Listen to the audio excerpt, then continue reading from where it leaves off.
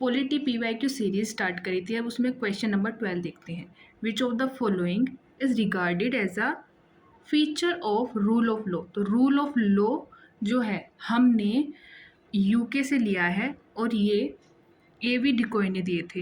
एवी decoy ने 3 principal दिए थे, जिसमें पहला था सुप्रीमेसी ऑफ लॉ, दूसरा था इक्वालिटी बिफोर लॉ और तीसरा था प्रीडोमिनेंस ऑफ लीगल स्पिरिट।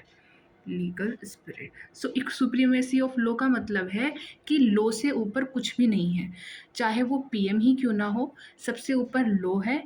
उसी की हमारी जो कंट्री है उसके अंदर लॉ पहले माना जाएगा, उसके बाद कोई भी इंसान को रखा जाएगा। इसके बाद दूसरा था इक्वालिटी बिफोर लॉ, यानी लॉ के आगे सभी इक्वल है, चाहे ट्रैफिक रूल हमारे किसी बड़े आदमी ने तोड़ा हो या कोई छोटा आदमी हो। ठीक है, आई मीन टू से कोई सेलिब्रिटी हो या फिर कोई आम आदमी, सभी के सामने इक्वालिटी होगी, लॉ के सामने सभी बराबर हैं। और तीसरा था प्रीडोमिनेंस ऑफ लीगल स्पिरिट, यानी कि ये जितने भी लॉ हैं सिर्फ कॉन्स्टिट्यूशन में लिखे ही नहीं रहने चाहिए, इनको कोर्ट इम्प्लीमेंट भी कराए, इन पे हमें जस्टिस मिलती रहे। तो चलिए अब पॉइंट्स देखते हैं। पहला है लिमिटेशन ऑन पावर, यानी कि जो हमारी गवर्नमेंट है उसकी पावर पे लिमिटेशन लगाने के काम करता है ये रूल ऑफ लॉ, तो ये बात सही है।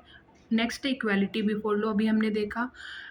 People responsible to the government, देखिए इसमें कहा है कि पीपल रेस्पॉन्सिबल होंगे गवर्नमेंट के लिए, लेकिन पीपल की रेस्पॉन्सिबिलिटी जो है हमको किसके थ्रू इंश्योर होती है, फंडामेंटल ड्यूटी, जो कि हमने कहाँ से लिया है, रशियन कॉन्स्टिट्यूशन से लिया है। तो ये तो पॉइंट गलत है, क्योंकि गवर्नमेंट रेस्पॉन्सिबल होती है टुवर्ड्स दी कॉन्स्टिट्यूशन और लॉ। उसके बाद है लिबर्टी एंड सिविल राइट, यानी कि हमें लिबर्टी मिलती है और हमारी सिविल राइट जो हमें स्टेट देती है और स्टेट उसको प्रोटेक्ट करती है, ये सभी हमें कहाँ से मिलती है, इस रूल ऑफ लॉ के थ्रू। तो अब ऑप्शन देख लेते हैं।